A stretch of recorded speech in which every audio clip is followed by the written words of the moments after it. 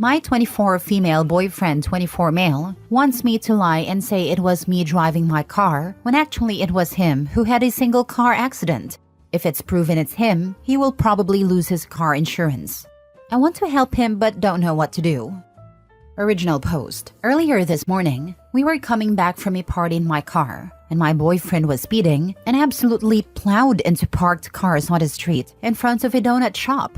My car is totaled, and the other 2 cars probably are as well.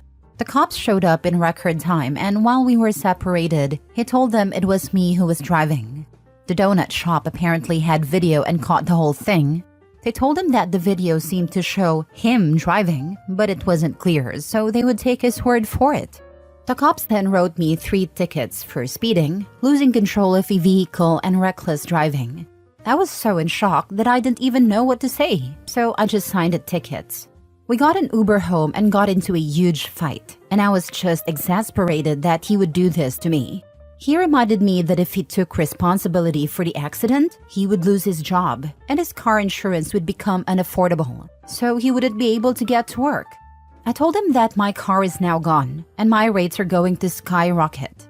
He promised me he would buy me a new car and also help with my increased insurance rates. The accident was about 6 hours ago, and I still haven't called my insurance company to report it. Of course, the other 2 people whose cars were totaled have probably called, so my insurance likely already thinks I caused the accident and is preparing to raise my rates going forward. I'm so angry, and I have no idea what to do. I don't want my boyfriend to lose his job, but I also don't want to be screwed over because he was driving recklessly. I would really appreciate any advice. Now for the top advice before reading the update. No, do not go along with this at all. I'm an insurance adjuster, so here are the consequences for you, assuming this is in the US. 1. Your car, your insurance, is primarily responsible for the damages, injuries, etc., even if he was driving. By lying about who was driving, you are committing insurance fraud. This is a crime that can range from a misdemeanor to a felony, and they will prosecute you and your boyfriend. 2. When you're found to be committing insurance fraud, they will drop you. And you will have a hard time getting insurance because your name will go into a national database for fraudulent items. Forget high rates. Worry about being insurable at all. 3. If you're caught lying to your insurance company about fraud, they can deny your entire claim. All of it. Do you want to be responsible for paying for your car and 2 other cars? 4.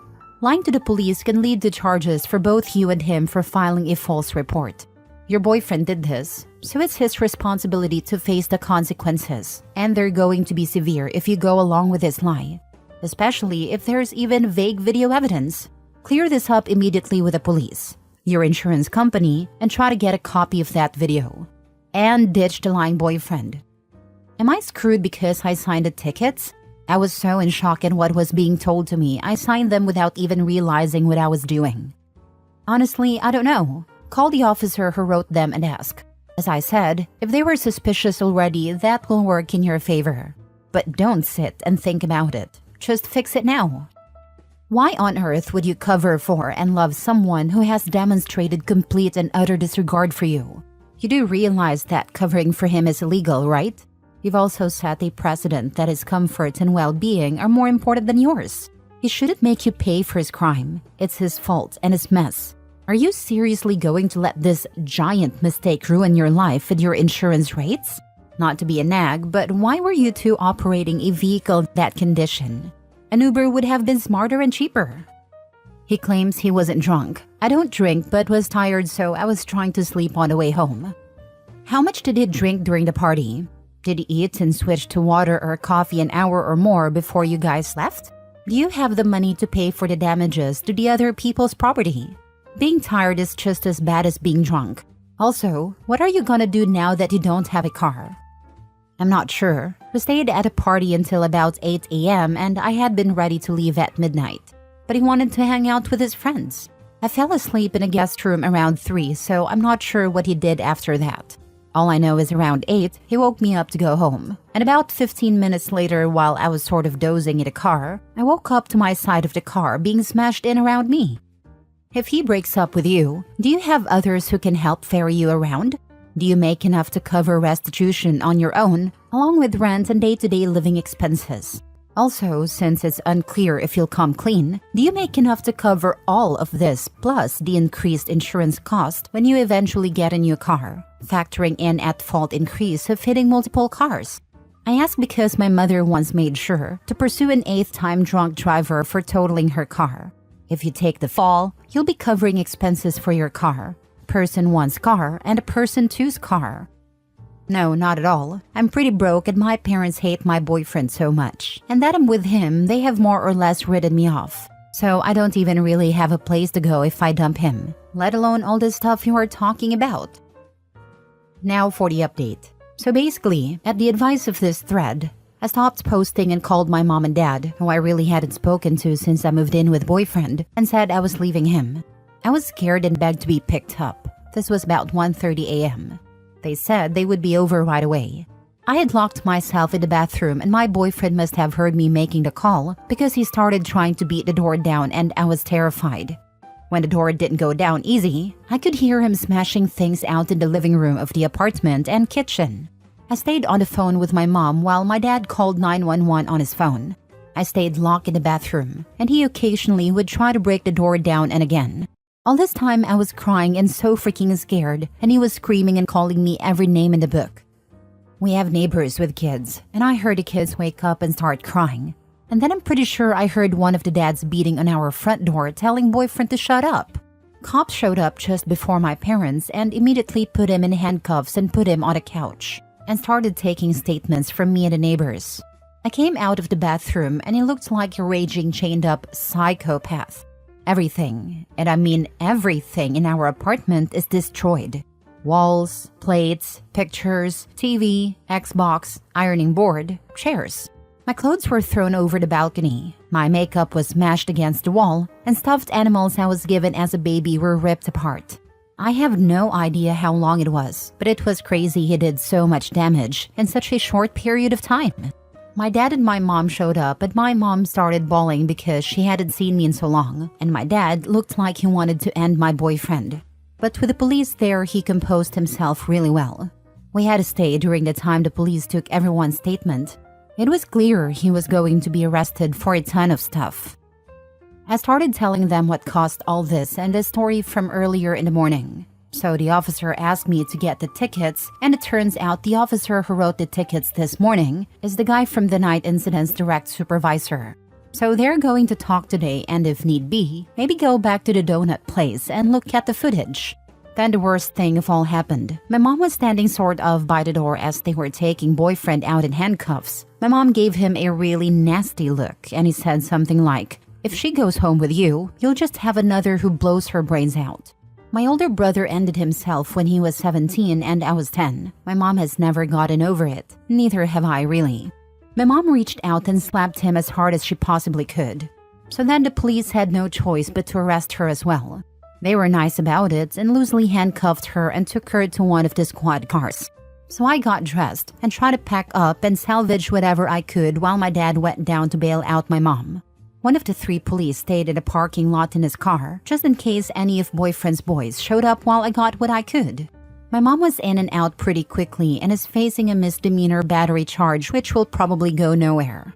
But as you can imagine, while my parents were very happy to get me, they were extremely angry at what had transpired not only yesterday, but the last 6 months or so. I have a very long road ahead to repair the relationship with them.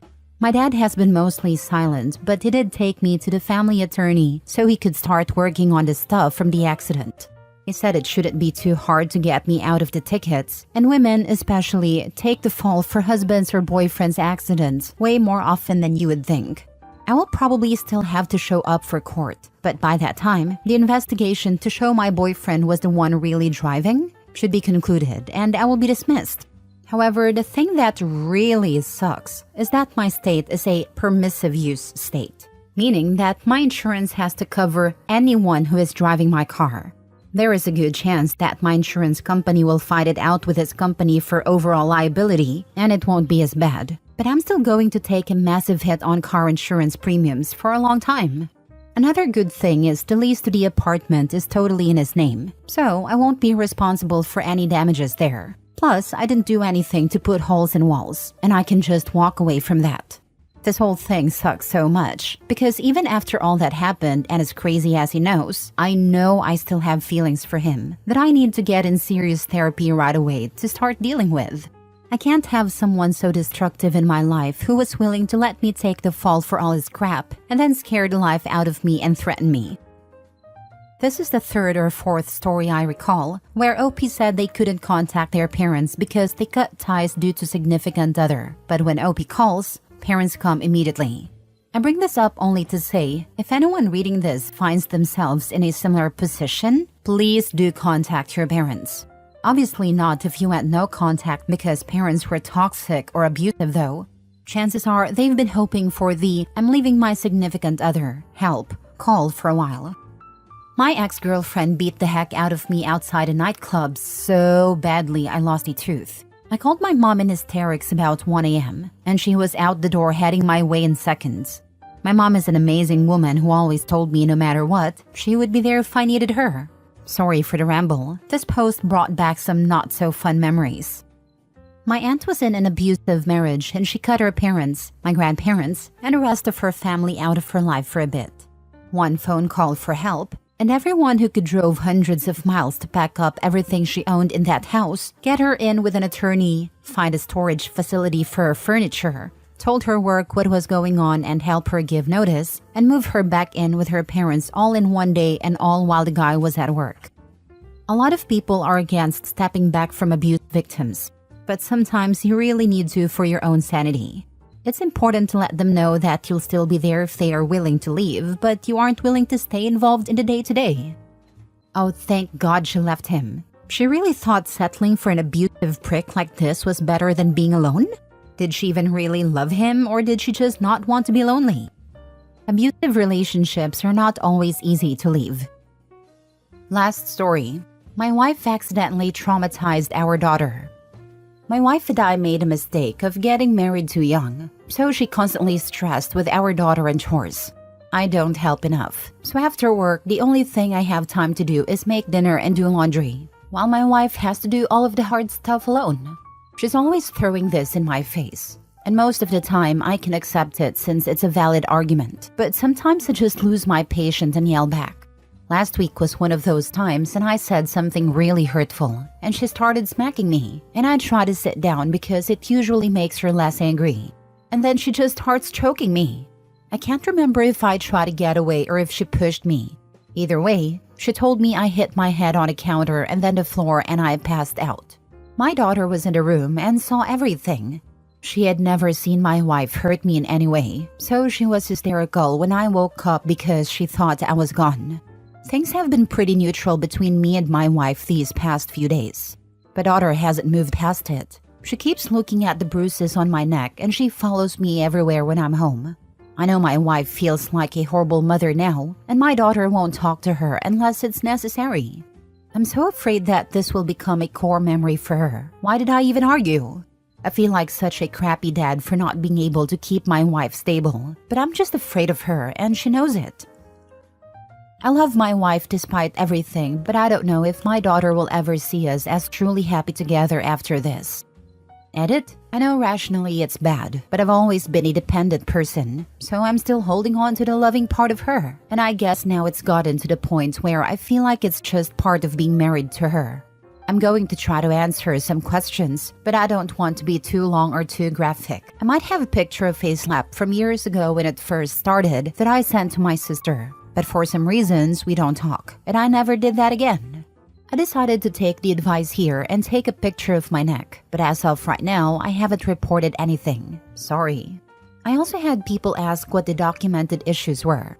It's mostly being forcefully committed and multiple self-harm and attempts to end things from my teenage years, so as recently as 2 years ago, as well as an anxiety and disorder I refused further treatment for. I guess I'm not always the most mentally stable, and I can still work with medication, but on paper, it just looks really bad. Sir, you are being mistreated. You are also blaming it on yourself, common for domestic violence victims. Your entire post is excusing your wife's behavior. And this is a common occurrence because you know ways to calm her down. I'll give you the same advice I would give a wife being treated this way by a man. Leave. Take your child and leave. Visitation can be worked out later, but for now, both of you need to leave. File a police report and a restraining order. Then file for divorce. She didn't push you a little or smack your shoulder. She choked you unconscious, leaving bruises. And your daughter witnessed it. This has to end. Hopefully your wife will seek treatment and become a better person, but you can't wait around for that to happen. Once DV escalates to choking, I think it's 750% higher risk of being unalived by your partner. And leaving him there until he wakes up instead of calling an ambulance? That's insane. It is insane. But we know why she left him there. If she called an ambulance, they would want to know what happened to him, at least in order to know what treatment he needed. She might lie to their faces, but I bet the daughter wouldn't. Domestic violence has a tendency to escalate. Please plan a safe escape for you and your daughter. Your wife sounds like a monster. From here on out, the most likely cause of your passing is your wife. She needs actual help. DV is never okay, but you don't choke someone unless you want them gone, even if it's only momentarily.